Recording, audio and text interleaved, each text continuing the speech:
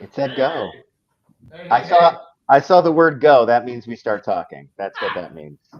All right. Well, once again, Lon and I are here. Now it's your audio switch. As I figure out how to put a microphone in front of my face. Shocking, Lon, how that improves my audio quality. Yeah, wow, I can hear you now. That's amazing.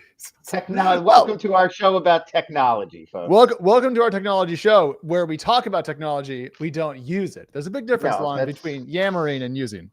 Yeah. Oh, don't I know? That's my entire career is living in that gap between talking about and actually being proficient with. That's where I live my life. Well, And I'm my glad that we are live in all things. We are tinkering, everyone, keep in mind, with different platforms. So if you're not a big YouTuber, if you're a LinkedIn fan, if you're a TikTok user, if you're an X/Twitter fan, we're working on making sure the stream Lon works everywhere. So that way, no matter which generation you're in, I think you can stratify based on that. There's a platform for you. Yeah, if you're watching this on like one of those old TVs where it's a huge box but like a little screen in the middle, we're still on that. We're still working on that. We are everywhere except for Roku. I'm kidding. We probably are on Roku as well. Hey, live deep in the heart of Roku City. You can find us. My favorite town. Today's going to be a banging show. We are going to start with a lot of talk about Europe. There is some political talk, inflation data. And here's a new question that I want to pose on the show today, Lon. If you're not adding $1 million worth of ARR every month, are you even a startup in 2025? Because it does seem that the required pace of growth for a breakout company has gone up by like 300%. Yeah, that seems to be it's always exponential. Like in the 1950s, you could open like a pet store, and if you made like $30 a month, people were like, "That's a great that's a legacy business you're building." Like it was the margin just had to be enough for you to like live on, and that was a successful business. And then now, it's like if you're not a unicorn within the first 3 months after launch, it's like you're a miserable failure. What did you do? Well, it's actually funny. I should pull the data on Slack's trajectory because back in the day, Slack was famous for being effectively the fastest growing software company of all time. Right. Yeah. And, Brett Taylor, shout out to them, blah, blah, blah, blah, blah. And but here's the thing. Now, Slack's growth wouldn't be outstanding, I don't think, compared to what we're seeing from all these AI first companies. And not only does that change the profile of what it means to be a breakout line, I think it actually undercuts venture economics because why would you raise money if you go from 0 to 5 million ARR in a month? That's enough money. Yeah, don't raise money. Just make as much money as humanly possible right away, and then spend that money that you've already earned.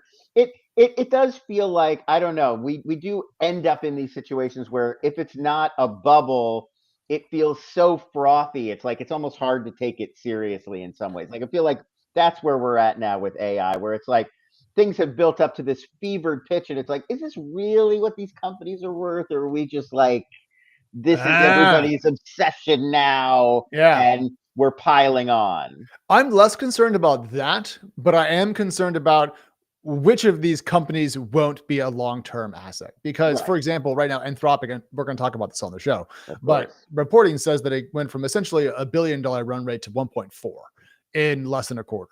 40% growth from a $1 billion, I'm going to say it's all again in like 5 minutes, but 40% more from a $1 billion base in less than a quarter is insane. And the only thing you can say there, I think, is that maybe the growth will slow, and then the $61.5 billion price tag is too much. But if it can grow 30% in Q2 and even 25% in Q3 and 4, okay, done.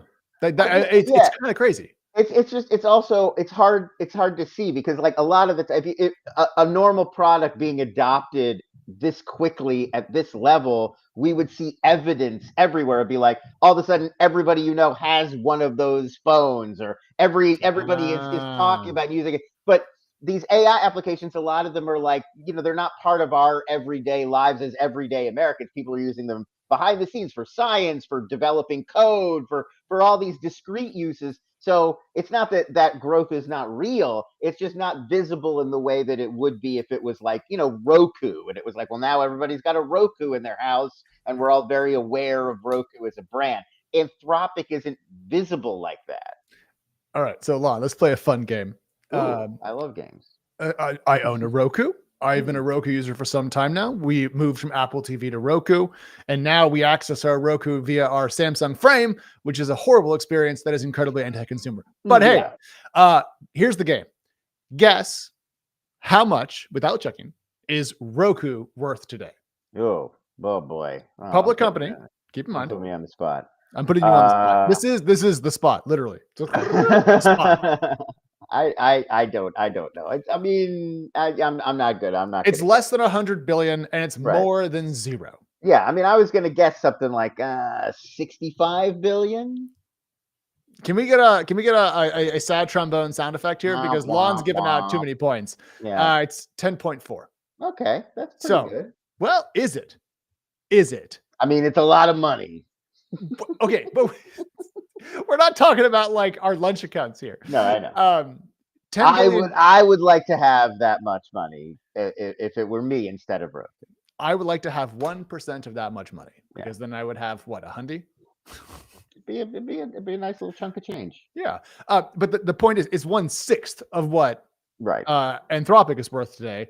And I think I'd rather put, if I had $5 to invest, and this is just spitballing, folks, we're not making advice here, but like, if you were like, here's $5, Alex, you can put it either into Roku at 10 or Anthropic at 60. I pick Anthropic. Yeah. No, I mean that, and it makes sense. Even though Roku is this, it's this everyday brand, their business is, selling hardware devices. But actually, Roku's number one business is not even the devices anymore. It's advertising on Roku channel. That's the bulk of their business. So yeah, I mean, if you're thinking about Anthropic is going to be making software and, models that everybody is going to want to use, it's going to be on everybody's phone, it's going to be on everybody's computer. The potential there is way beyond, we're going to sell ads against Great British Bake Off, which is Roku's. Right. Pitch. What's funny though is guess the profit, the gross profit margin on Roku hardware, Lon. This is a funny number. I just pulled it up. Oh, like their margins on the actual devices, they're low. It's going to be like $20 or something. Might be negative. Yep, Jason's right. Negative 47% in Q4. There you go. Yeah. Well, but the business is the advertising, not the devices. They want you to get the device in your house so you watch Roku commercials. I'm not saying they're making a poor choice. I'm just saying that I thought they'd be running the hardware business at a roughly gross profit break-even level. Turns out they're being way more aggressive than I thought. Jason, by the way, as always, we are live, warming up the audience, talking through some notes, having some fun. Okay, How are my you? quick time is 3 seconds. I'm on my Shure MV7. Oh, I should get my I'm going. All right, and I used my Shure MV7. It's very interesting. These microphones now are USB-C and they're all powered, right? Mm-hmm. So you don't need to put them through a mixer and, like you used to have to do just 2 years ago. So with these new USB-C microphones, they're professional, Lon. And what you can do is you can plug them right into your iPhone. So I did Glenn Beck before this for an hour, and apologies for being late. They're like, it's a radio show, don't curse. So I almost got dinged twice. But they call you on the phone? Yeah. And I'm like, you're going to call me on the phone? Not a Zoom or something? Anyway, long story short, I plug in the microphone. Sounds great. I was like, this is kind of interesting. Maybe this is the future. You can very easily, and it knew what I had. On the iPhone, it said Shure MV7. That's very clever. I have one of those Shure microphones, but it's the last generation. You still have to. We're going to congratulations on getting your apartment. Thank you. Big news. I have rented, signed. It went through yesterday. Congratulations. And Jackie is coming next to run our programs from Austin, and the studio is being built. Can we go back to Jason saying I was just on Glenn Beck for an hour? Yeah. Glenn Beck. Glenn Beck. Famous for having a love affair with the chalkboard while on Fox News. Then had a period of time which he said, sorry about all that. I'm going to be normal now. Then went not normal again. Now Jason, back to not normal. What did you talk about for an hour? He's a big fan of the All In podcast. Who isn't? Yeah, it's quite annoying. Well, Chris Sackett. Chris Sackett's not. But Chris Sackett clearly not. Yes, he lost his mind at the Dignation thing, but it was pretty funny. Glenn's a nice guy. He wanted to talk about AI replacing people. So we'll put that banter in the show here. So let's get the show started. All right. Here we go in 3, 2. All right, everybody, welcome back to This Week in Startups. Monday, Wednesday, Fridays. We come to you live on the YouTube, on the X, on the LinkedIn from my personal LinkedIn. And with me again, Alex Wilhelm. Alex, we got a big docket here. I'm sorry I'm running a little bit behind, but I was on Glenn Beck's show, the Glenn Beck. The Glenn Beck, who's still on the radio. I did not know that. So I guess, Jason, how did it go? It was great. You know, he listens to All In, as some people are wont to do. And he heard me talk about AI and how, what an impact it's going to have. And you guys helped me with my little essay that I'm writing for my Substack. You can just Jason Calacanis on startups on Substack. You'll find me. But I'm just writing this little piece on the static team size and how, having spoke at UT a couple of times in the past month, basically twice, in fact, these students actually think they're going to get job offers. And I'm like, yeah, I don't think this is like 5 years ago where Uber, Airbnb, Coinbase, the sort of upstarts are going to give you an offer. And then you're going to work that offer against the classics, McKinsey and Goldman consulting firms. This is for MBAs I'm talking about. MBAs had a lot of places to go work. And I don't think they're hiring in these places all that much anymore. So be resilient, start a company is my best advice. Yes. Here's a headline from Forbes from January 15th. When Harvard MBAs can't find jobs, how the job market has changed. This is going to be a permanent state of affairs. We see it inside of our tiny little 21-person outpost here at Launch, where we're getting more done. Every month we do a little bit more, we get a little bit more done, but we use the same number of people because if you embrace the tools, you get 10% better. So I kind of went through the upside in these tools, which is if you use them every day and your boss asks you to do something and you haven't asked 3, 4, 5 LLMs, hey, my boss is a jerk. He wants me to get this done. He's totally unreasonable. How do I get this done and make him happy or her happy? And what questions will they ask me? What are the follow-up questions? You can literally give that prompt. And it's going to give you a really great way to address, complex research projects or complex projects your boss might give you. And it could even anticipate what their follow-up questions are. If you don't do that, it would be kind of like, I don't know, being a handyman and you don't type into YouTube, what does code 17 mean on a dishwasher that's not working? You got to know what code 17 is. You figure out, that's this receptacle or this fuse, and you flip it. So anyway, we went through all that. Yeah. That's not extreme enough. I think instead it's more like a handyman not using power tools. Can you imagine rolling up with a handsaw, or no tools, just showing up with no tools. And going to use my no hands. Manual, no internet, it's not working. Yeah, let me kick it. I'm interested. Just one thing you said. So you don't need an MBA to start a company. Like a lot of the founders that we have on this show, they didn't go to business school. They just graduated high school or college and started a company. So do you think, is there any use case for an MBA at this point? If I was graduating as an undergrad, is there anyone you would be like, well, you should maybe consider business school? I'm biased because I work with entrepreneurs. There are things you're going to learn at an MBA program. I would consider it kind of like going to a yoga retreat or a meditation retreat that's incredibly expensive, like on the White Lotus. Right. If you can afford it, and you can go to the White Lotus and do yoga or meditation, and it costs you $10,000 a week, great. You could save the $9,900 and go on YouTube and learn meditation for $100 or for $0. And if you're a self-starter, I would take the money your parents were going to give you for an MBA program. Let's say it was $250,000 to go to Stanford or Harvard or a really elite school. You take that $250,000 and you do 3 75K businesses or so, projects, you would go further. Go further. So there's that. But, some people have kids who don't have the chutzpah, the resiliency, the self-reliance, the executive function. So you're kind of sending them there to build that muscle. Yes. Right. It's so that finishing would be the school reason. For trust fund kids. Here's the thing. UT is wonderful because it's $9K a year. When you talk about the value proposition, there's like two costs: opportunity cost, your time, and then money, actual hard cost. Right.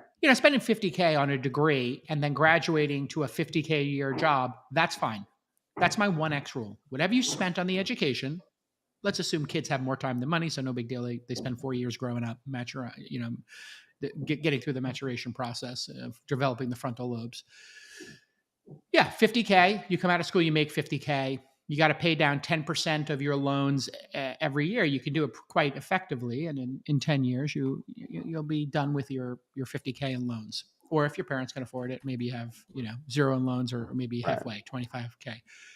That's a big difference than graduating with 5 times your starting salary or 10 times your starting salary in debt, which means you'll never own a home. And you'll never be able to get married and have kids because you're going to have $1,000, $2,000 a month mortgage payment that you're paying to Harvard or Columbia. So anyway, I think that's sort of where I come at it from. But we have Founder University, which you pay $500 to go to with 2 of your friends, build a prototype, and if you come to all 12 weeks, you give you the $500 back.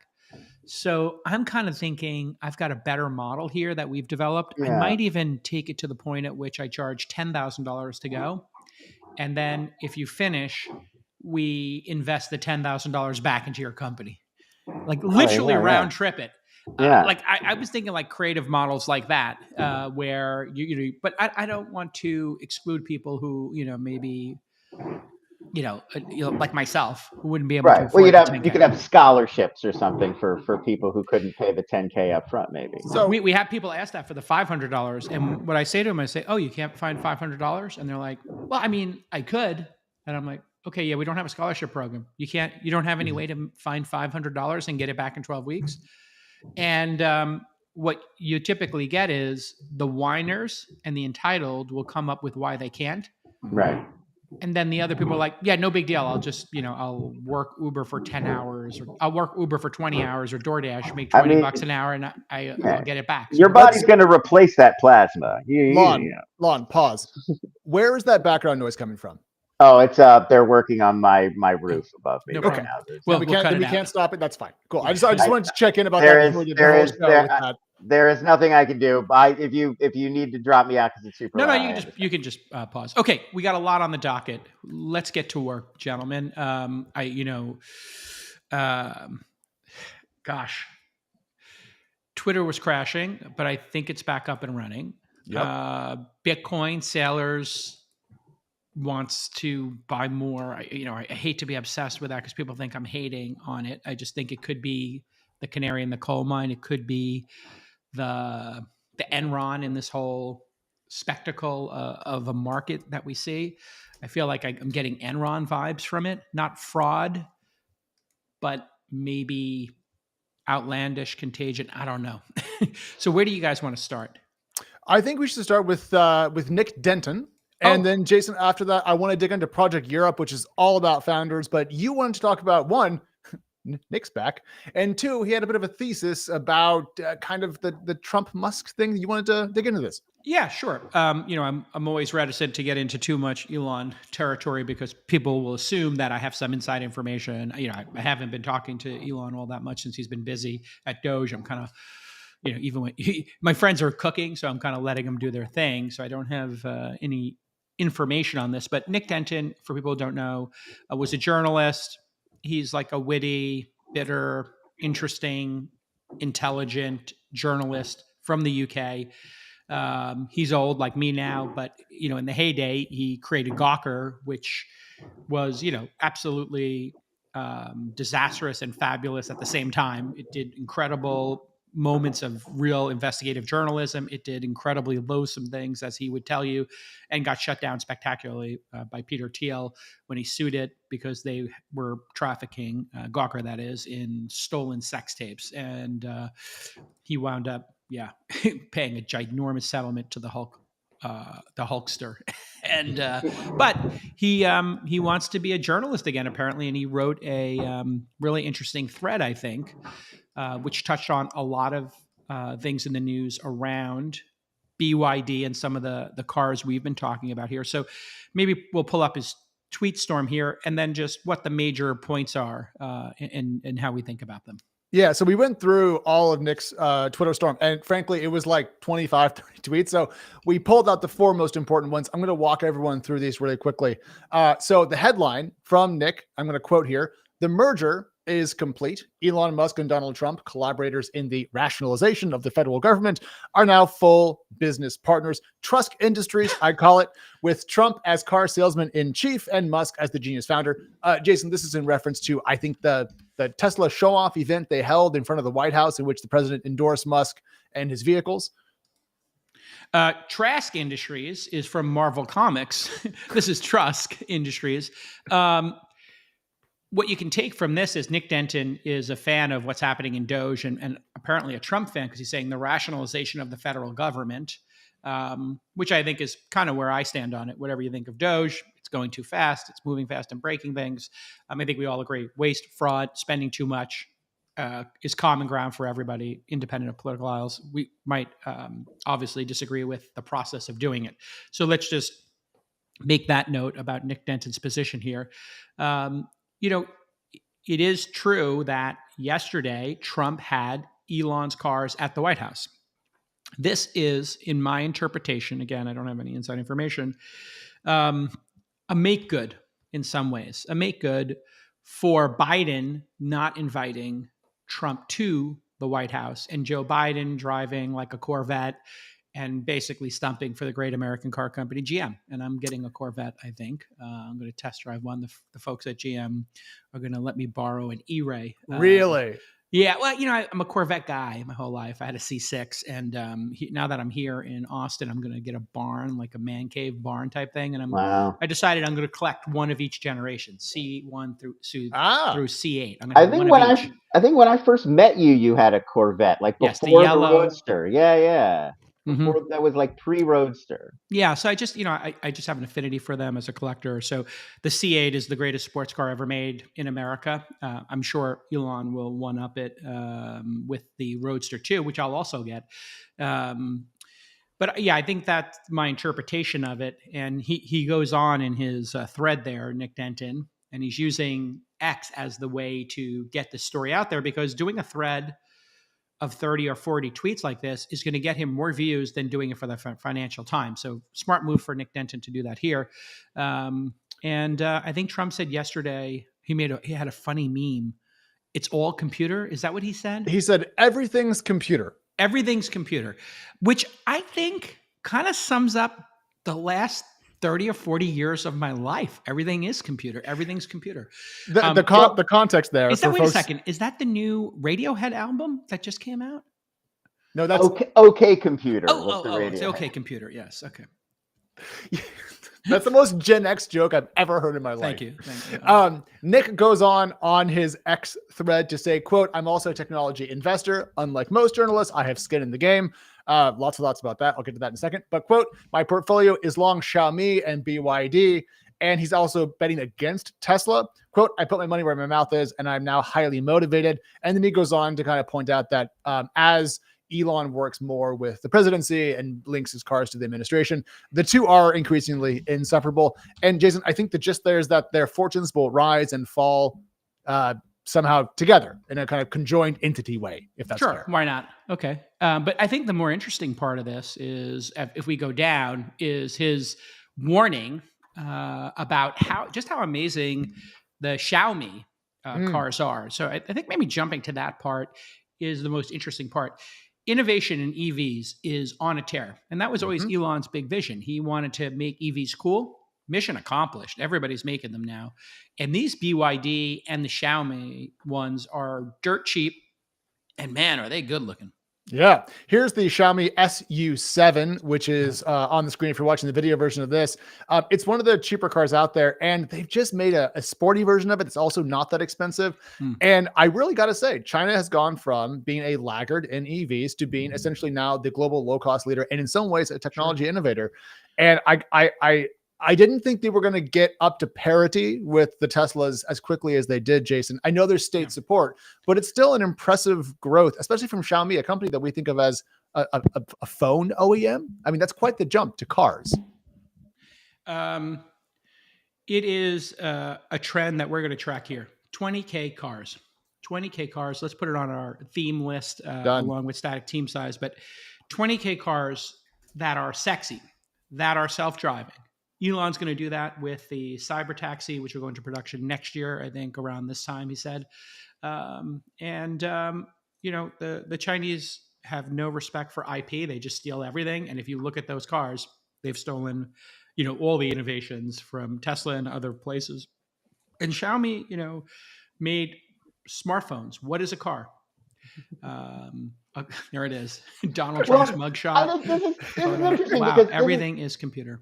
there's actually kind of a conversation going on right now. I don't know if you saw the Volkswagen CEO the other day was talking about he thinks we're gonna move away from the everything is computer version of cars. He was like, they're putting buttons back. He's like, it's too much screens. It's not. I believe the quote was, "It's not a phone, it's a car."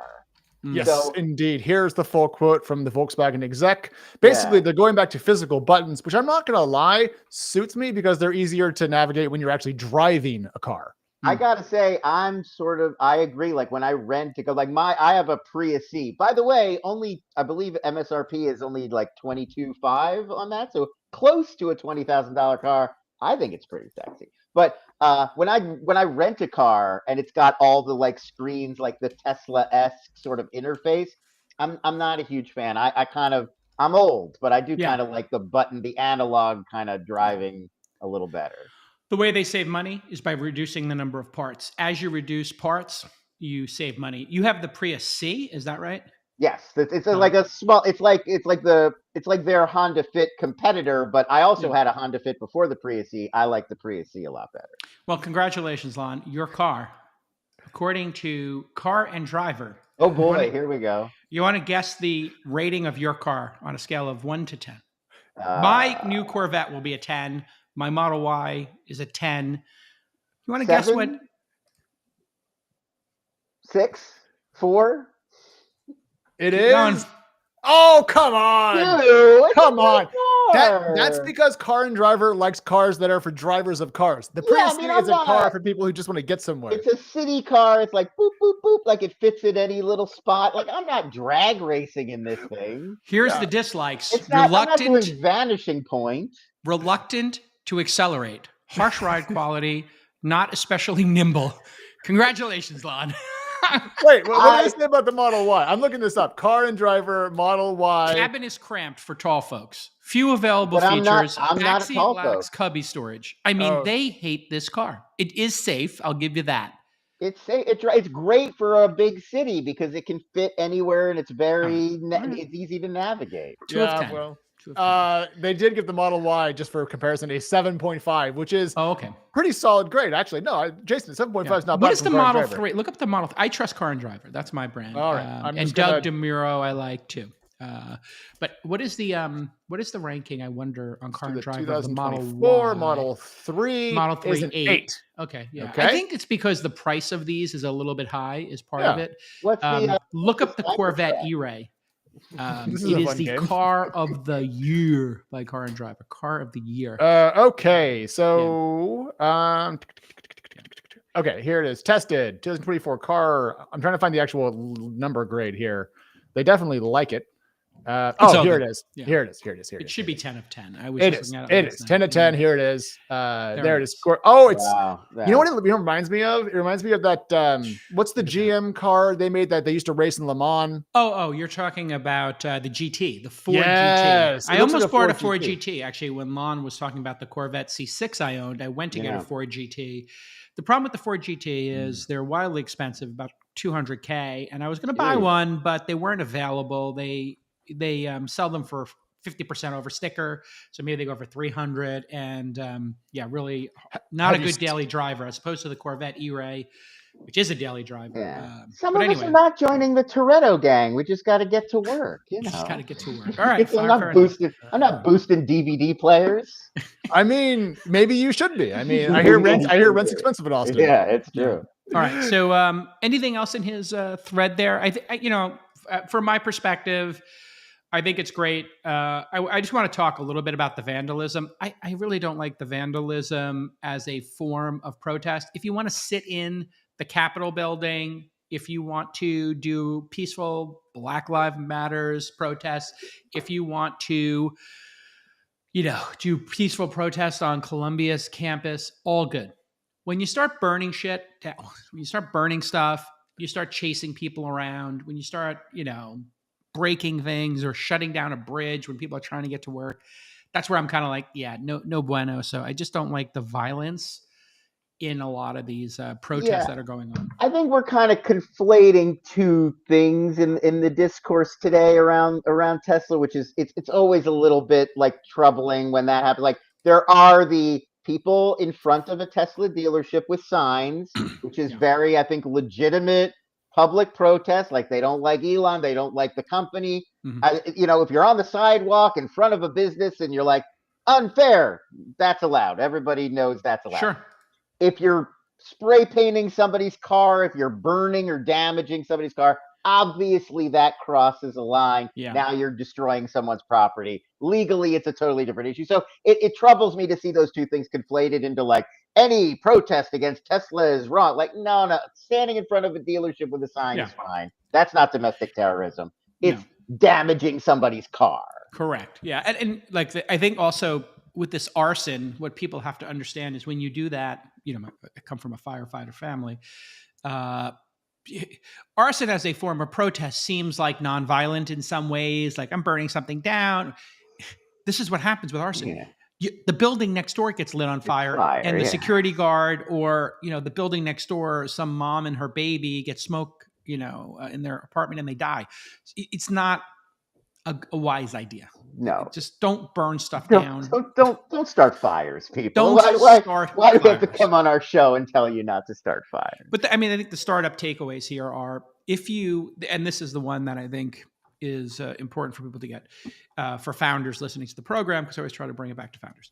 If you pick a political side, you can lose half of your customer base. In a media enterprise, MSNBC losing the Republicans and Fox losing the Dems, that's great. There's enough left. The question is when you lose half the people for a consumer product, like Bud Light did, right? Or like Elon's doing right now. Bud Light lost the Republicans, Elon's losing the libs and the Democrats in some percentage. That's kind of hard for consumer products. So I think this is really challenging, I think, for the Tesla brand. Molly Wood, who was on this program, was a co-host for a long time. She traded in her Tesla for a Polestar because she didn't like Elon and the direction he was taking the brand. So I think Tesla's really got to think, and Elon's got to think long and hard about, after he finishes the Doge thing, building bridges and selling to all customers. And I think cyber taxi is going to be, a huge hit 2 years from now. Yeah. And I think that's the future of the company. And so he's skating to where the puck is going. The Model Y refresh, by the way, is absolutely gorgeous. But it's going to be a tough year for car makers with all these tariffs and everything. So I think, is there anything else in his piece that is notable, the dented piece? One more thing, which is that he's saying, unlike other journalists, I have skin in the game. That sounds like other journalists are being lazy and cautious, but in fact, they're following traditional journalistic rules. Now, Nick and the Gawker crew clearly blazed their own trail, and here he is doing that again.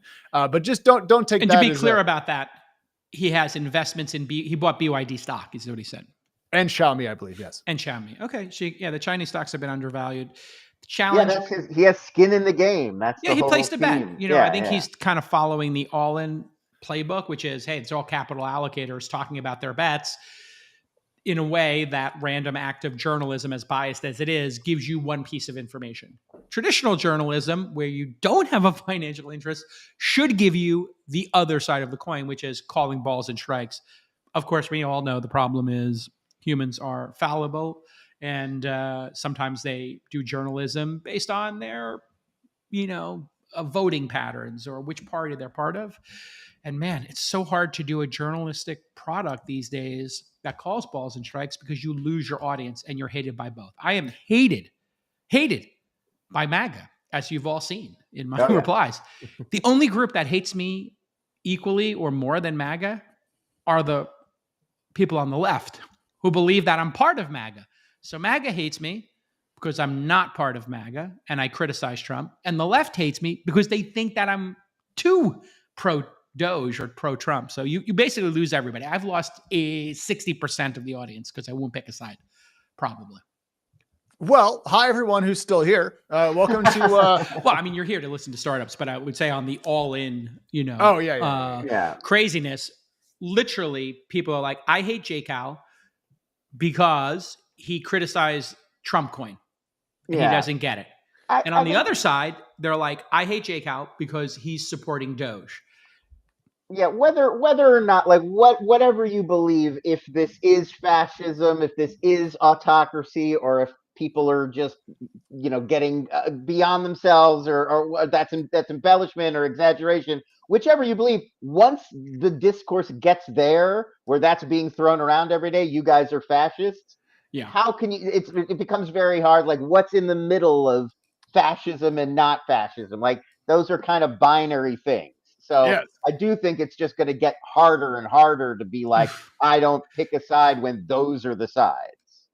I mean, you were a, I think, a double hitter as well, Lon. Oh, me? You were a double hitter, I definitely get it from both sides all the time. You hated both candidates. All right. So other stuff in the news, we got inflation data. I think it's kind of interesting to look at. So running people through the headlines here. So CPI, the Consumer Price Index, was up 2.8% year over year in February, below a 3% rate in January. That's what you want to see. You want to see that number go down. Better than expected. On the core front, which strips out a couple of things to give you a less volatile number, it was plus 3.1% year over year. Again, better than January. Stocks, Jason, pretty happy with this. The expectation that is if inflation comes down, there's room to cut rates. So tech stocks are up today. Tesla rebounding from its prior declines. NVIDIA rebounding from its prior declines. So a couple of stocks we've seen trade pretty hot lately are regaining some territory today. And I'm sure that's popular with investors around the world. I don't look at the stock market day to day all that much. Certainly, I'm not day trading. Great companies are going to grow through these. The most important things for founders in the game and startups listening is just focus on your customers and all this meta stuff that you see, like inflation, et cetera. It's fine to understand it. It's fine to geek out on it, but it's probably not going to change your day to day. You have a certain amount of runway. You know, raising money could be affected on the margins by it, but great companies that are growing, let's call it in the early seed stage, 10% month over month, which is a pretty easy bogey to hit. If you're growing 10% month over month, you're doubling every 7-8 months, you're going to be just fine. So eyes on the prize, focus on your growth, focus on your team. I'm going to reboot my camera really quick because it's doing whatever this is. Yeah. Do you have the, did we get him, by the way, the fan for the back of his camera cord? Yeah, it's plugged in and running, Jason. Great. So it shouldn't be heat. It happens. If you reboot it, it should be fine, and you have to just click that button to say okay. Sometimes people are working on your roof. Sometimes your fan on your camera doesn't work. It's just it's technical issues. Oh, and he hit his. There he goes. There we go. Banged into his teleprompter. There. He'll be back. Use teleprompters to see the notes. Okay, great. You're perfect now. Great, awesome. I think it's better. That looked pretty good. He's not happy with it. I thought it looked smooth. You guys are using teleprompters to look at the notes, and here I am flipping. Yeah, this is like a teleprompter setup here, and it's a big one. And that is the glass on the teleprompter where the tips of my fingers are. Yeah. So I'd say it's about 20 inches away or so, a foot and a half. And it's like what Errol Morris uses to do his documentaries. You know about this? The Interrotron. He created a device called an Interrotron so he can interview you, and he's behind his station. You're looking directly into camera, but you see his face looking back at you. So you make eye contact with the camera, and it's like having a conversation. But you're looking directly into the camera, so he doesn't.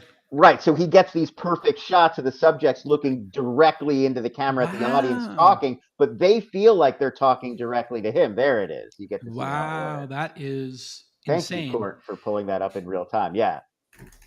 Wow. He's got a branded, not to interrupt the flow of the show. Yes. If you have Netflix, there is a documentary that Errol Morris, the master of documentaries, made called Chaos: The Manson Murders on now. It's amazing. It's like awesome. It's just a movie. It's like 90 minutes. You can watch it in one. That's why we have Lon here. All right, let's keep going through the docket here.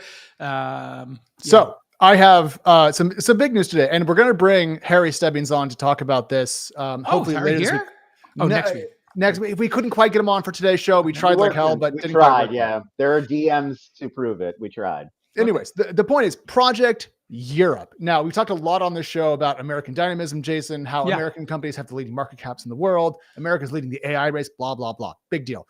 So the thing is, in Europe, there's a new effort called Project Europe, and it's about 120 European technology folks, like the leaders over at Shopify, Klarna, Mistral, and they're teaming up to invest and mentor younger European founders. They're putting together a 10 million euro fund that'll put 200,000 euro into individuals who are building stuff.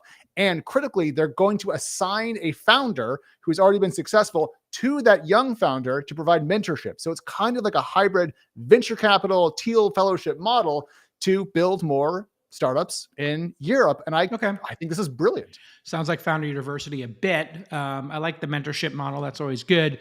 But do they, when they do this Project Europe thing, are they taking equity in that, or is it a grant? Is the question. Are they giving people 200K like a grant, which is what Teal Fellows does with 100K, I believe. So grant or 90% sure this is equity. This came out literally this morning, so we're still chasing down every single details of the terms. But given that 20 VC, 0.9, and adjacent are all putting their capital into it, I don't think they're going to be giving then it's away just a their Y Combinator knockoff with a different spin. So not impressed. If it was 100K or 200K that you just gave as a grant to the person, that would be disruptive. Doing this, not impressed. It's just a Y Combinator knockoff. So Harry, after dropping the news, the Financial Times covered it and Stiff to cover it, said that in the first couple hours, he had another, 4 dozen founders paying wanting to join. His argument is that Europe can build. I'm much more bullish on this than you are, Jason, because I think what they need to do is reverse the brain drain and stop having people leave Europe to go build in Silicon Valley. And with more capital, more mentorship, and frankly, better vibes, like optimistic feeling, I think you could keep a lot of folks in Europe.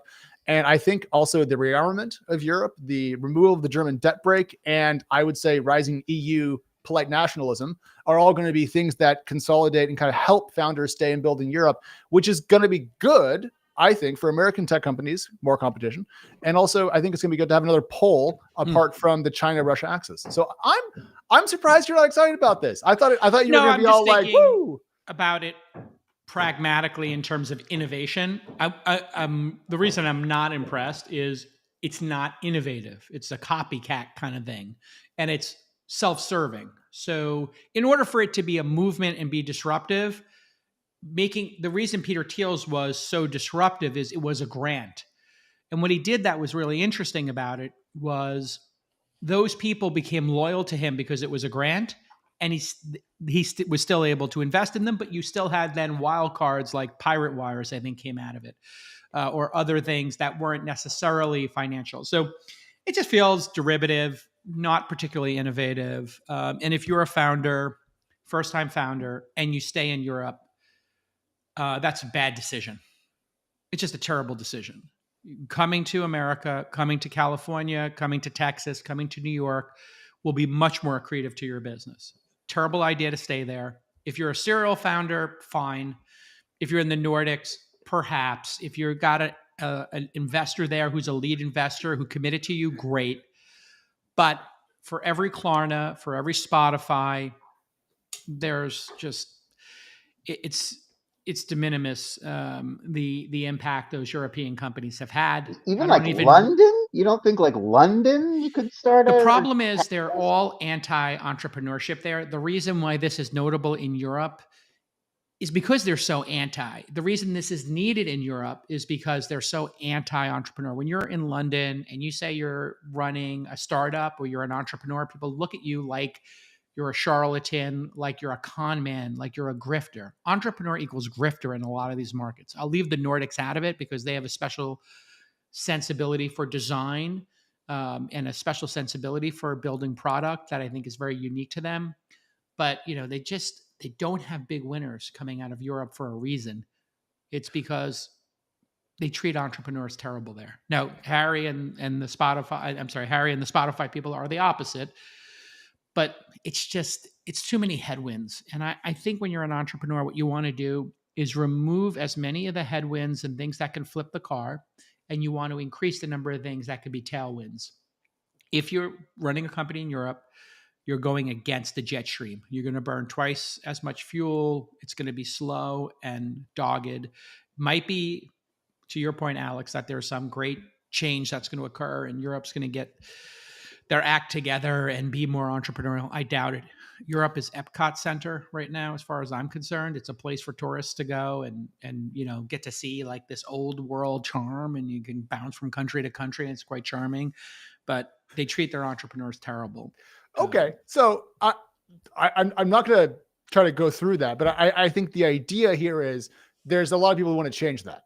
And so here's hoping that works out. Though I do want to say, Jason, if we list 60% of our audience because you're not picking a left or right side here in the States, I think the other 40% were the Europeans who are also now gone. So hello to nobody. I think they are exactly agreeing with me. I think anybody who's a European entrepreneur or a VC is probably nodding because, Jesus, like they want to regulate every company. They want to make it harder to build platforms. They don't have Section 230 like we have here. You can't fire people. It's not as fluid as an environment. The regulations are crazy. You can't do M&A. It's just the worst place to do business. It's a terrible, terrible decision to do business in Europe as an entrepreneur. Just, you got to go where the action is. It's like, if you wanted to be in hip hop in the 90s, you go to New York or LA. If you want to be in tech, you come to Austin, New York. Maybe you go to, I would say Dubai or Abu Dhabi or Riyadh. If you're a European entrepreneur, you go to those three cities, they're going to throw money at you. They're going to celebrate you. They're going to give you a golden visa, and you're still going to be able to fly home and ski wherever you want, or go spend your summers in Italy. I'm glad you've given me this opening, because you've mentioned Riyadh in this context a few times, and I know things are changing in the kingdom. Like, yes, I understand than you could imagine. I understand there are progressive people now, like sort of looking to, well, in some ways progressive, but how far along would you say that process is? Would a Western person today going to Riyadh find a traditional kind of city where they can do all the usual things they're used to doing in a normal city? So let me work backwards. Dubai will feel just like New York to you. If you go there, like Dubai, we've sort of established is this kind of very like Western friendly, like you can get a drink at a bar and like people dress however. Is that Riyadh as well now? That's what Riyadh's chasing. And I'd say they've closed 80% of the gap. And so, just when you look at what they've done in Dubai, Riyadh's just right on that track. And they are particularly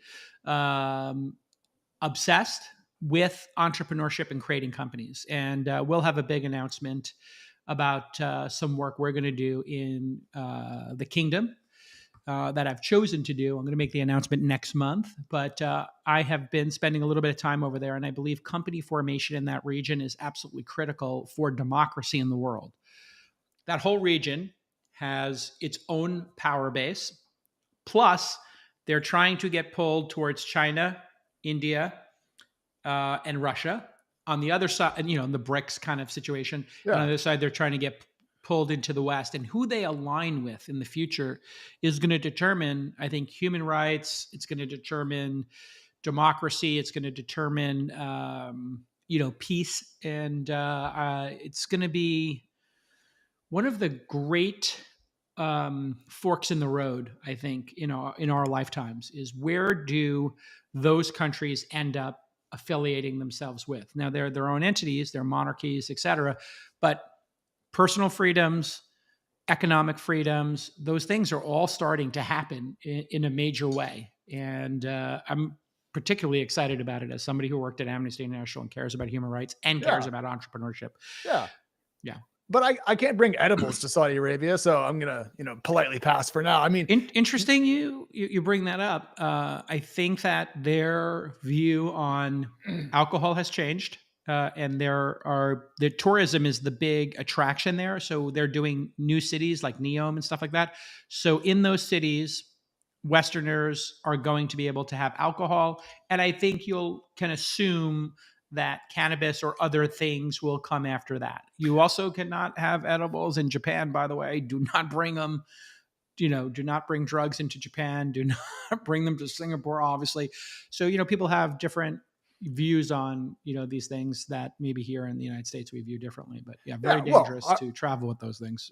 As we saw in Russia with Brittany Griner. Brittany Griner, who's a fantastic WNBA player. Yeah. I was kind of making a joke about Texas there, Jason, because I think edibles and so forth are also pretty much banned in Tejas. Interestingly, here, I know Austin. I know you're in the no, not even bubble. Austin. There are some workarounds. There are some local workarounds. If you keep your nose to the ground and you investigate a little, Austin does have some workarounds. Austin is like the 90s in California with medical marijuana licenses. Okay. They have a variant called Delta 9. So you'll see when you drive around all of Texas, this Delta 9 variant, slight variant on cannabis. Yeah, they sell that in like gas stations. Which is in gas stations and stuff like that. So they're basically teeing it up here. It's pretty progressive, I'll say. And then other things, people are mentioning shrooms or psilocybin. There are states here where it's been decriminalized. And so I think that's the path towards those things being legalized and regulated, which it should be. I mean, and there's a lot of startups in that space. I've looked at them. We have vice clauses with our LPs and other folks, so we can't be involved in an OnlyFans type business, which would be considered pornography, I think, or adult entertainment. We can't be involved in firearms. We can't be involved in illegal drugs, even if they're on the border. But there are funds now, interestingly enough, that are taking the vice clauses and saying, hey, we're going to raise a fund without a vice clause because we want to be able to, like Peter Thiel invested, not through Founders Fund, I don't think, but in a psilocybin, which is the active ingredient in magic mushrooms. Yeah. And they're doing IV therapy in clinical sessions with people with incurable depression. And it's apparently having a great impact. Ketamine therapy being studied at Stanford. I know some of the people studying I participated in a study. If you'd ever had a euphoric or spiritual experience on mushrooms, there was a UCLA study, and so I signed up. So I participated. Okay, there you go. And they say drugs don't pay, ladies and gentlemen. In fact, you can get paid to do a study. Yes. So anyway, I think these things are going to have great impact. If you're a founder working in those places, there will be a group of people who will fund those modalities. You just have to find them, obviously. There's a big startup doing like that kind of supervised therapeutic, like psychedelic therapy, right? Like in Mind Bloom or something like that. There's a There's dozen of them. Cities, there's dozens of them. Some of them are doing ketamine therapy, which you can get in a prescription. I think there's a lot of abuse in that area. I don't recommend people do that drug recreationally. And my dear friend Tony Shea, as everybody knows, died, perhaps a suicide, perhaps he was disassociated. He was one of my closest friends. And I'm just still getting over that. It happened 4 years ago, day after my birthday. I got the call that he had passed away in a tragic fire the day before he was going to rehab. These are not, that specific drug is pernicious and not to be played with. I'm just putting the warning out there for people. We all remember Matthew Perry. Also a ketamine-related tragedy. And what happens is people who have depression, which Tony did, which Matthew Perry did, they have a good outcome from it in a therapeutic session. It's not, from my understanding, it's not biologically, it doesn't create a biologically dependence or addiction like maybe say an opioid does, but it creates a behavioral one. So if the person doesn't have friends or becomes isolated, which is what happened to Tony, he became isolated, which is what happened to, I think, Matthew Perry. You become isolated. The sycophants around you take your money, which happened to Tony, which happened to Matthew Perry. And then they ply these people with increasing amounts of it. It's a dissociative, from what I understand, where you kind of get disconnected from reality over time. It's really dark. This, by the way, happened with Percocets, opioids, Oxycontins. Started out fine for people who had, severe back pain or a back injury, and then leads to abuse. Man, it's super depressing for me to watch the abuse of these things. And that's why I think a legal framework could somebody like Matthew Perry or Tony, if they needed help, they could get help and just walk into a clinic.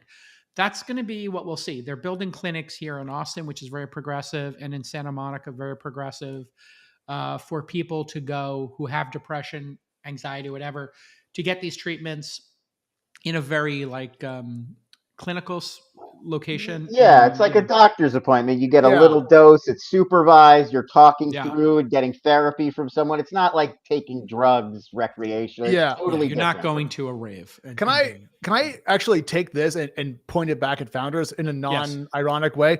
Please. I think I'm the only one of the three of us who's gone to rehab, right? Yeah. I think so. Yeah. So I have I have a kind of inside the room's perspective on this stuff.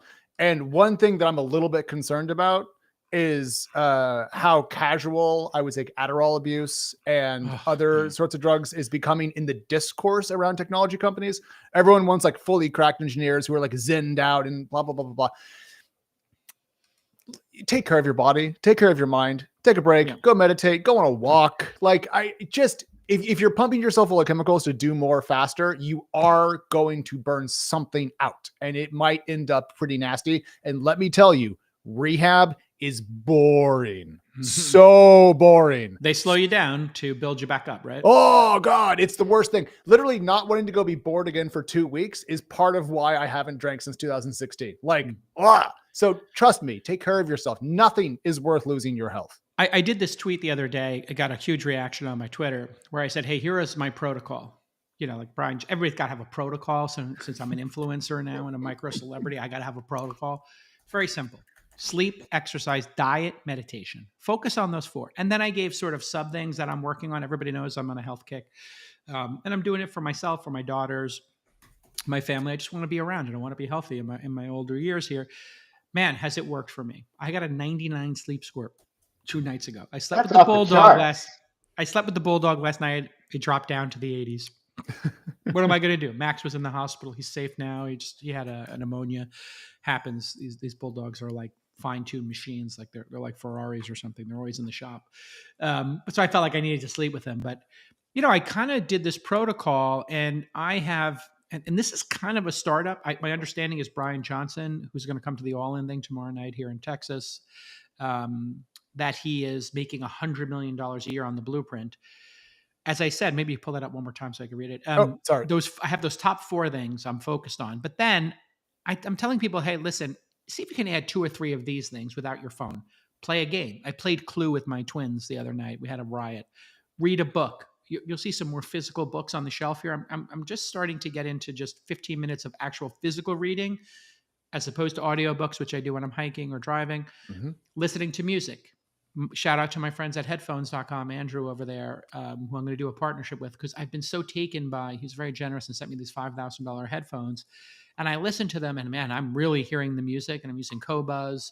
I'm going to become an influencer in this space next. $5,000 headphones. I gotta hear what music sounds like out of $5,000. It's nuts. Well, if you have the FLAC files, the FLAC, the lossless files, it's incredible. This is like, and you can do the same thing or get to 95% of what I'm describing with a $1,000 setup. I have a $10,000 setup. There's a $1,000 setup. We'll do the same thing, and I'll set you up with it. It's really easy.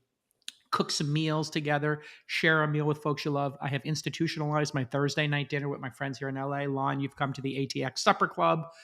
We have a 6-person dinner. We book out the best restaurants over like the next 12 weeks. One of my friends is doing that, William Barnes, who worked at Uber, and we're good friends. And he's here. So we just go every Thursday to a different restaurant. Hang out with animals or kids. I do that hiking, walk in nature. I do that every day on the ranch, or I try to. These are the things that are going to help you. You start doing Adderall. SBF was on those patches. Remember those patches he was on? These things can scramble your brain if you're using them incorrectly, and you're right. If you're using them incorrectly, like some people, they have a prescription for Adderall, it works for them. Like we're not saying everybody, it's just, but like if you're using it unsupervised recreationally on your own, it can be a real problem. And it turns out like you can get some of the same benefits. I don't mean to go Tom Cruise and jump up and down here and give Brooke Shields a hard time. The truth is there were things he said that were correct in there, which is exercise, sleep, And those things can contribute to you having less fog the next day, which I've experienced. So if you were doing Adderall and you're talking to your doctor will say, hey, tell me about your sleep. Tell me about your exercise. Tell me about your diet. And have you tried meditation? If you exhaust all 4 of those and you optimize those, there's a chance maybe you don't need it or you need less of a dose of it. So just be thoughtful with your psychiatrist if you are using those. Again, Lon's correct. These things could be critical and could be super accretive to people with ADHD or some problems. It's really the abuse part. And why wouldn't you want to get better sleep? Sleep is the new drug in the startup community. People are leaving events at 10 p.m. saying, I got to get a good night's sleep. I got to get a good night's sleep. I'm tracking my score. You measure it, you manage it. Whoop, 8 Sleep. They all do a great job, as does the Apple Watch in doing this. Okay, let's keep going through the document here. I love that we went. I like Harry. I think he's got great intent here. Can't wait to talk to him about it. Maybe he's floating a balloon. We'll see what the terms are. And then, so the terms on the 200K, also important. Yes, very important. Okay, moving on. I'm going to throw this in because I think it really matters. Anthropic, Jason, the AI foundation model company backed by Google, Amazon, lots of investors, etc., has grown its annualized revenue, according to the information, from about $1 billion run rate at the end of 2024 to $1.4 billion. As I said earlier, 40% growth from $1 billion foundation in less than a quarter is insane.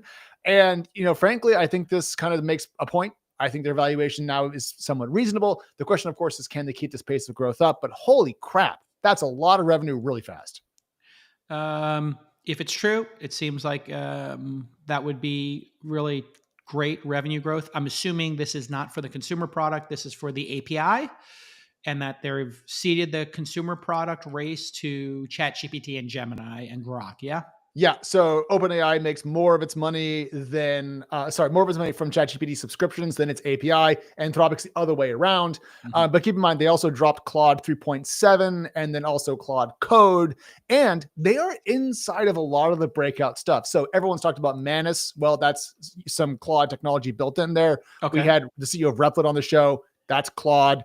Et cetera, et cetera, et cetera. So people are really using what they built to make products. And that's why I think it's durable and not churn at risk.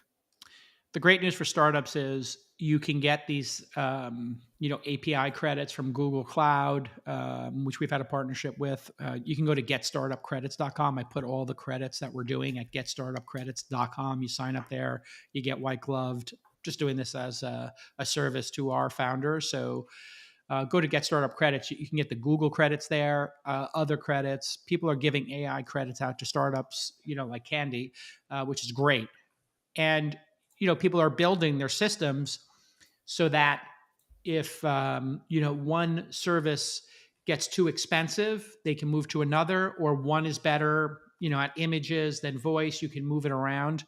And so the big winner in this race is going to be startups. They're going to keep lowering the prices. They're going to keep increasing the value. And I have always believed that the application level is where the value is going to be. I think that these companies are in a race to the bottom. And it's getting so cheap. When we had Raul from Superhuman on, he said they're writing their summaries for your emails ahead of time. Most people, like you do a Google search and it does that little real-time snippet from Gemini. Mm-hmm. So they're not wasting time, building these results ahead of time. I don't believe they're doing that, like in caching them. But here you have, I think, it's getting so cheap that it's going to run on your M4. You're going to have a local version on your phone ripping through stuff. And so, let's say you wanted an analysis of every MP3 on your phone, every audio file. It might just do that in the background and have it sitting there for you. Why wouldn't it do it? If it was going to do an analysis of your photos, normally it would wait till you query, hey, show me all the bulldogs. It might take the top 10 queries, top 20 queries and run them every day and then present you with the results in a proactive way, like a great employee might, a great team member might be proactive. So we're going to see some really interesting things happen here as this stuff plummets in cost. And, it's still trading at 40 times revenue, 50 times About 40 right now, but Yep. given that their base case is about 2.2 billion in earned revenue this year, their more aggressive case is like 3.7. So to me, that multiple is going to come down precipitously. Sure. And I think they're building not just a technological moat, Jason. I think they're building a brand. Like I think the Claude family of models, people just trust and like because they're good and they have taste. And so I think that's really worth something. Yeah, and there's more competition to come. I think, what we saw with Manus recently, that's got millions of people on the wait list. And it's like agentic, which just is a fancy way of saying agents, which is a fancy way of saying does stuff. Personas that persistently do stuff. We used to call them cron jobs back in the day, just jobs that run every hour, run every day. And so, Lon, you frequently will look through the subreddit for entrepreneurship and startups, and This Week in Startups, and then we have other communities. You're going to be able to write an agent. We could do it right now. Maybe Lucas from our team, who's good at this, could write an agent that goes, so you give it all the places you like to look. It goes to those places in the morning and sends you an email or post it into our production team. Here's the interesting new discussions that I found. And then you click from there. So that first level sort, it might do for you. And that's really powerful stuff that's going to happen or is happening right now. It's an interesting thing with these. We were talking about this a little bit before the show with these AI models and branding, because some of them, just like you guys have been saying, they're kind of more discreet. It's not like everybody's going to Claude.com and using it. Like a lot of good products that people like are being built on top of Claude, but Claude's kind of this discrete layer. So it's interesting how some of these AI companies like ChatGPT are already becoming brand names that are very familiar, household names. They're very visible, but others like Anthropic and Claude growing just as fast, if not faster, but kind of under the surface. Like everyday mainstream people might not have heard of Anthropic or Claude yet, even if they're using a tool that was built on top of it. The number of people using ChatGPT every day is extraordinary. I think they were in the top 5 or 10 websites in the world. It was 6 or 7 on the chart we were looking at the other day. So they have an incredible consumer business there, independent of anything else. And the ChatGPT is kind of like the verb. It's kind of like saying taking an Uber. And they also bought chat.com. So, this is the innovator's dilemma that Google has. When you do a Google search now, I think it does a snippet every time, right? If you're logged in. Pretty much. Yes. Yeah. Well, no, it's worse. It gives you a snippet, Jason, and then it gives you 4 ads. So they really do not want you to use the blue links because that's not the Google offering now. Sigh. Yeah. So, I think people, ChatGPT's got really good consumer adoption. But by the way, before Google came out, Yahoo had all that user adoption. So it's quite possible. Baby.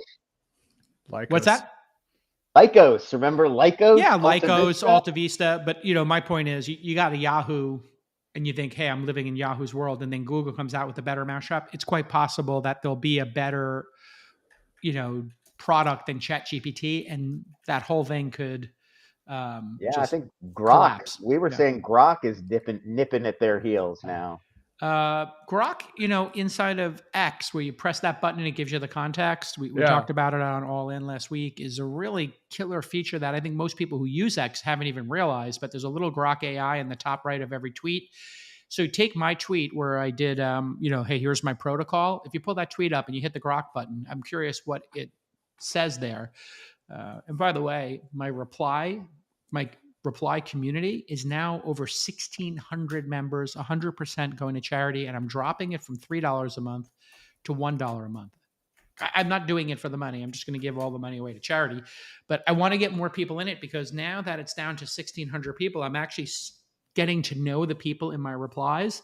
And since they've opted in for $36 to charity a year, and it also supports X to a certain extent because I think they get a third of it or some amount of it, it's kind of fun. I find it kind of fun. You've always had too big an audience. Like since Twitter started, you've had too big an audience on there to actually have a community. It's too many voices coming at you all at once. This is sort of your first opportunity to actually enjoy get to know people who are talking to you, and it's not just a fire hose. Well, and I'm doing it for my own enjoyment. I'll be totally candid. I have to do things that I find enjoyable, and Twitter and any social network was not enjoyable. So here, Sorry for the not zoomed in. This is live. Here is the Grok summary and response to Jason, your formula for a good life. And it is a reasonable encapsulation of who I am, and it gives you a good starting point. That's not a really great one because what I'm saying is really simple. How healthy do you think that Jason is? That's funny. And yeah, here you get a little bit of a deeper one. But if you were to pick, let's say, Zelensky talking about something, and you want the background, that's where it gets really interesting. Or if you were to, click on talking about, find a tweet talking about Colombia losing like its grants or something. That's when you could get into like a really good background, because you might not know if you look at, I retweeted somebody from Colombia who lost their grants. And it's like, oh my God, this is so shocking. And I'm like, Columbia's got a huge endowment. They could easily afford this. Like, and these elite universities, like I don't know why the taxpayers are paying for elite universities with hundreds of billions of dollars to do their research. They should be given the grants from their endowments, which just continue to grow to a level of absurdity. I'm going to put that aside for a second, but if you were to find one of those, this is me saying, hey, FAFO, and it thinks it's fail fast, fell off, and no. That's a very polite, really polite edit there, Grok. Yeah, that was a pretty good way. Yeah, that's F around, find out, but okay. But if you were to click on the, if you click on the quote I was retweeting, that's the one to click on, because here with this person, Professor Edward Goa. Here it really, this is where it's a money. Look at this. Edward Guo, I guess is how you pronounce it. I think it's Goa. Gua, a Columbia University bioengineer professor, shared an email from the NIH announcing the cancellation of his integrated musculoskeletal training program. This really explains the background in such a great way. This is like if I were to send it to Lon and say, what's going on? Or you, Alex, and said, hey, what's going on here? You would write me back. Here's what's going on. That's really compelling for me. The one other thing I will say in Grok's favor, if you had told it, actually in this context, FAFO means F around, find out, it would integrate that and like reconsider its answer with that new information. Like it's really good at you giving it a little bit of extra context and then it figuring out what it was confused about. I did one about I was making fun of the Daredevil show, and it thought that Wilson Fisk was Lex Luthor. It just got confused. Bald, big guys, comic book villains from New York. It just got a little mixed up. But then I told it, hey, actually, that's Wilson Fisk, not Lex Luthor. And it was like, oh, okay, never mind. And it like redid the whole answer with that. Like, so that's interesting that you can sort of nudge it along, kind of another. Yeah, reinforcement learning. It was like, oh, that's not Lex Luthor. Oh, yes, that's Jeff Bezos. That is. Exactly. That's Alex Wilhelm. Alex, we're going to get you some. Alex, we're going to get you some peptides. We're going to get you some TRT, and you're going to gain 20 pounds of muscle. You'll be right there. We need to get your neck twice as thick. I used to wrestle. It used to be a lot thicker, and then I discovered typing. How long until X and XAI are the same company? Because we know there's like financial ties and there's product integrations. And I think what it is a little arbitrary. I think the X shareholders got ownership in XAI, and XAI needs to be. I'm not an investor in either, but I know the guy who's running it, and a lot of my friends are. XAI is doing something interesting, which is I think they get X's corpus. Which is a huge advantage. So the huge advantage is what I was talking about on Glenn Beck today. The huge advantage is if you have a real-time data source giving you information. And so whoever's got real-time data, whether it's Reddit or X or Facebook, they're going to have such a huge LLM advantage. Yeah, well, they have a couple 100,000 of my tweets, Elon. Where's my check? Anyways, everyone on the XAI investment team, you're welcome for all my tweets. Okay, let's keep going through our incredible news docket. What else do we have? Give me some choices here. Okay, so Pokemon Go, the company behind it, selling the games to another company for $3.5 billion. Ooh. Yeah. Oh, wow. That's Niantic. Niantic is selling its Niantic. games business. Yeah, Cyan Bannister was an investor in that. So they're selling that. Yes. Pokemon Go, for people who don't know, is the first augmented reality game to hit scale. These things were going on in Japan for a long time. Augmented reality, when you put digital assets in the real world through the camera. And you remember people were like driving around trying to find these Pokemon Go characters and getting in car accidents. It had that huge pop culture moment. I mean, Hillary telling people Pokemon Go to the polls. It was like a big deal. I, in my mind, think of it as being like it fell off and it's not a big deal anymore. But that's not actually true. It still has a huge fan base of people that remain obsessed with playing it and are still driving around looking for Pokemon. It's just like it stopped being a headline, but it remains like a huge mobile Who bought it? hit. So Scopely, which what's that? Well, it's owned by Savvy Games Group. What's that? It's the Saudi PIF. The investment fund in Saudi. This is their sovereign wealth fund, which owns everything from sports teams to doing the investments in Neom. I think it's sort of the umbrella. It's run by a gentleman named Yasser, who I met when I was there. And they have a group, Sonable, that does the venture stuff. So they have a dozen activities they are investing in that they believe will be the businesses of the future when maybe pulling oil out of the ground isn't necessary, right? Yeah. Or, it runs out, which they think is a 30-year story, 40-year story. And games would be one of those. And so remember I said earlier, they're going to, this is not dumb money. There is a perception in our industry that the money coming out of the MENA region is like dumb money. They'll just invest in anything. You go there, you secure a bag, you leave. Au contraire, mon frère. These are some of the smartest people I've ever met in business. For decades, they've been sending people from Abu Dhabi, from Saudi, from Qatar to the West to become educated and to work in places, and then they come back. So they're boomerangs, and they have this King Abdullah scholarship. There's all these scholarships. And when I meet people over there, Oxford, Harvard, University of, Hawaii, everything in between, like literally it's not just, Ivy League schools. And then they've worked at Google, at Sequoia, wherever, top venture firms. And then they've gone back. They're not just putting money into venture firms. They're on the boards of companies. They're doing company formation. They're doing roll-ups like this. And they can take a 20, 30-year view because of the sovereign wealth funds. They can take a 20 or 30-year view of investing. So they're not just giving money to Masayoshi-san like they did for his, giant fund.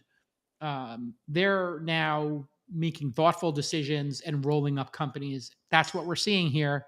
That's what we're going to see a lot more of. And for context about the roll-up part of this, so Scopely, the company that's actually buying the Niantic gaming assets, I believe is the company behind Monopoly Go, which if you're a hardcore gamer, you've never played, but that means that you're outside the mainstream. It's, I think, the second or third highest grossing mobile app in 2024. And to the point that Lon made about Pokemon Go still having staying power, I think it was the 13th highest grossing game. And keep in mind, that's hundreds of millions of dollars. Like mobile gaming is huge. And I really got to agree with Jason. I am a bit more critical of MENA governments than some folks in this space. But hey, what I will say here is this is smart. This is buying a serious company, doing a serious roll-up. I have to say, if you're going to diversify off of, digging stuff out of the ground, great place to do it. Great use of money. No complaints. It's a brave new world, folks. We are not living in a unipolar or a bipolar world where it was like Russia and the US. It's multipolar now. And that's, a lot of, I think, what's informing this administration, whether you like it or not, whether you agree with it or not, we all understand it's multipolar now. There are regions that have their own sovereignty, and the EU now, as you pointed out, Alex, I think very correctly, is like, you know what? The United States is not the piggy bank. They're not going to fund what we want to do. You know what? We have our own world. We'll do what we want to do. Canada's like, oh, you guys want to neg us? Great. We have a lot of hydro. We'll just turn off your electricity. We'll sell it to somebody else. Like, I think the United States sometimes believes we have a little bit more influence than we actually do, and that people, will just do whatever we tell them. I think it's they will not. I think it's the people our age that remember a time when that was still kind of true. Like if you grew up in the 80s, the 70s, the 90s, America was kind of the pivot point around which the whole world sort of was organized. And we still think of it that way, but it is not true anymore. It's not true. And the EU can go it alone. If we don't want to back Ukraine, if we don't want to be involved in that, you know what? The EU has plenty of money. These are sovereign countries. They have a vested interest in containing Putin. They're going to do it themselves. They're going to make their own weapons. They don't need us.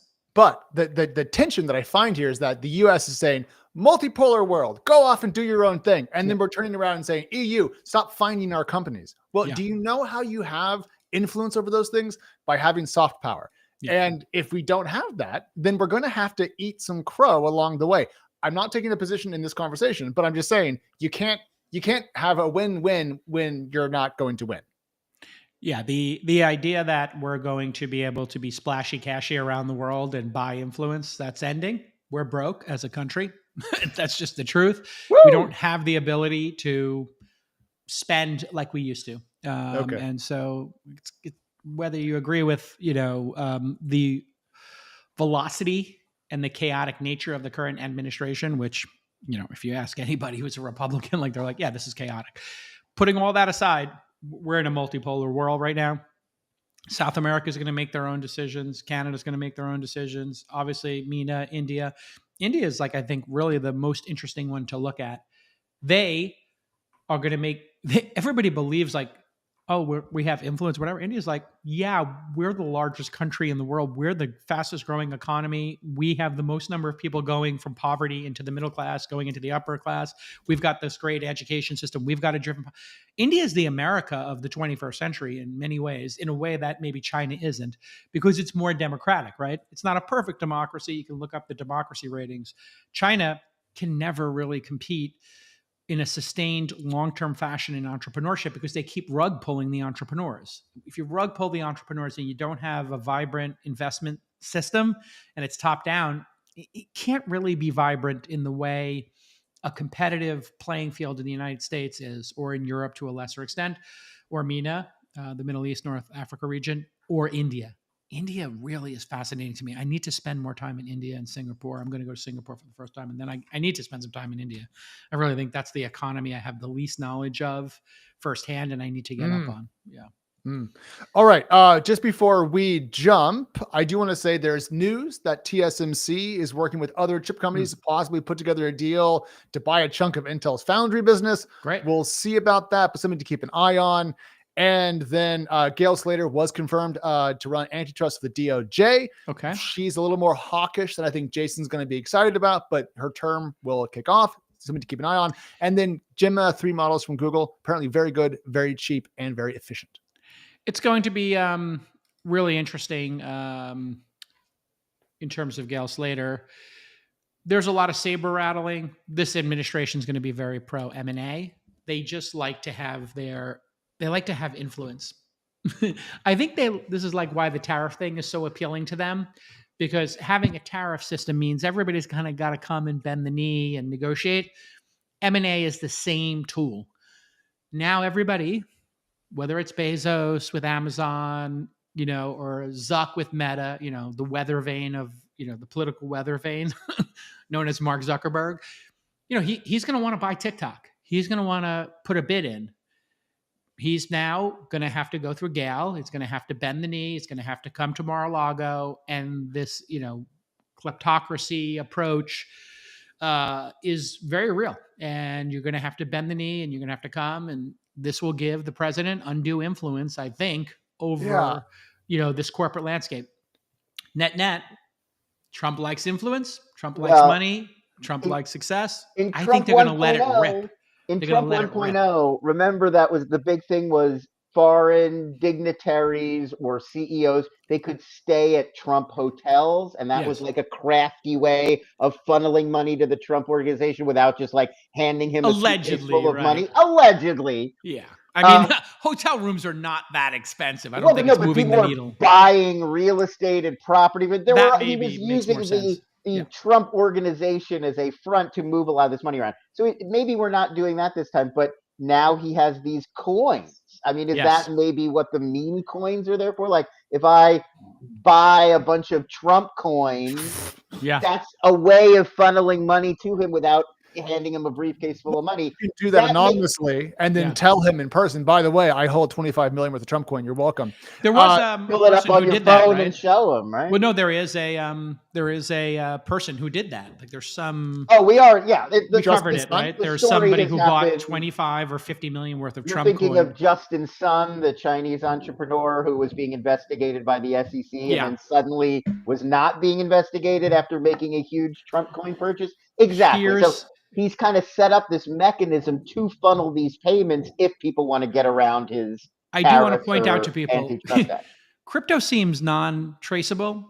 It's incredibly traceable once you get the subpoenas and everything, and like you do like just a surface level. This setup is going to create a whole nother round of what one side will call lawfare and the other side will call fair law. Don't do this kind of stuff, folks. I don't want to see 17 Trump lawsuits again. This is literally what's going to happen. There'll be impeachment. This is what's going to happen in 2 years. The Democrats, I know it sounds crazy, might win, the midterms if this continues. Then they're going to start investigating all this stuff, as they probably should if people are trying to do undue influence and buy the presidency. Through doing these, they're going to find people doing it because people are stupid and do stupid stuff. And then we're going to be right back into the chaotic nature of what happened with the first presidency. I mean, don't do this stuff, folks. Can we focus on what matters? It's happening. We're already there. We're already there, aren't we? Yeah. We're kind of already there. Anyway, for founders and entrepreneurs getting back to it, it's going to be M&A is going to rip, with the exception of people like Google, who they're probably going to ding because of them not bending the knee enough. So I think they're going to let everybody rip. Insane statement I've ever heard. Some companies can't purchase other companies. Did you see anybody from? I don't know. Was Sundar at the inauguration? No. I'm asking. Was Sundar at the inauguration? He was. Lon, will you check? Okay. So I believe he was, but I'll double check. But the only reason I say that is because there was an iconic picture of Zuck, Elon, and Bezos. I don't know if I saw Sundar and Tim Cook at the inauguration in that little cohort of the photo. No Tim Cook, but Sundar is there. He's between Bezos and Musk. I'll send you the photo. Good. So this is, Tim Cook was there, I believe, but we need to get a confirmation of that. If you were there at the inauguration, if you put $1 million in, I think your M&A is going to be just fine. I just want to say this is bad. This is all really bad. Alex, right? Look back on Biden. GM, everybody was invited to the White House for the EV summit. Tesla was left out. This is the nature of our political system. Our political system. There's a big difference between the EV summit and needing to personally enrich the president so you can do deals. Those are not the same thing. Those are different. You can be certain if you look at all of the car companies that they all donated heavily to the Democrats the last cycle. So, this may seem more upfront, but this stuff's been going on since the beginning. If your point is the corruption is now worse, I'm just trying to say that it's worse. I would say it's consistent. I think we'll probably look back on it and say it's just consistent. It's just more above board. That's what I think we'll wind up seeing. But it's pretty gross. I hate it. I think what we should do, and I brought it up on the last All In, where I typically talk about politics, the Citizens United thing. I think we need to put a cap. $10 million is the max you can give any one individual, because I do believe you should have the freedom of speech and you can express it through dollars. I get the Citizens United thing. It's beyond the scope here, but I don't think it should go beyond a couple of $1 million. I think there should be a cap on how much a super PAC can spend and how much an individual can back a super PAC. And it should be low millions of dollars. It should some way relate to the total GDP of the country, maybe. There's some formula you could do where this amount or this number of citizens can donate this much. I would love to see us give the final 3 or 4 presidential candidates $250 million each, $1 billion, $3 per U.S. citizen to run their campaigns and cap it that way.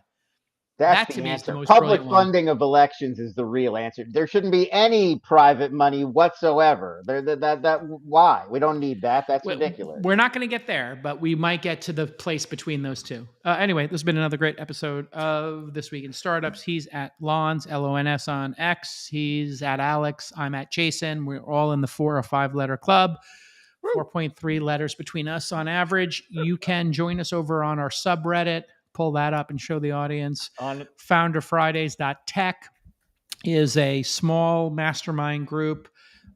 We charge an incredible amount of money to be, so there it is, our TWI startups. Join us over there. We're trying to get our community into this. The stretch goal is to get into the top 25% of subreddits.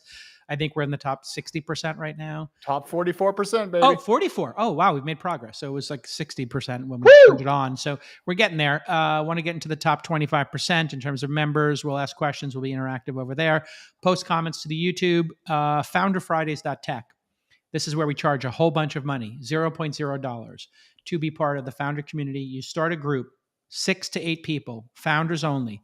It's by founders for founders. You get together first Friday of every month, and you talk about your startups in a circle. So if there were 6 people there, you say, hey, what's working at your startup and what are you struggling with? You can be honest. You do it every month with the same 6 folks, and you'll get better at the game. We do this as a service to our community. If you are a law firm, if you're a cloud computing company, you can go to founderfriday.tech and you can buy lunch for that group. So you can spend, I think, $500 to support a group. We don't have a sales team doing it. You just put your credit card in and you can buy everybody lunch and you can come. So, we had so many people who wanted to come be involved in it from the community that we turned that on. It's powered by River. I think it's GetRiver. What is their domain name? IO, GetRiver.io. GetRiver.io, which is one of our startups that does the all-in meetups.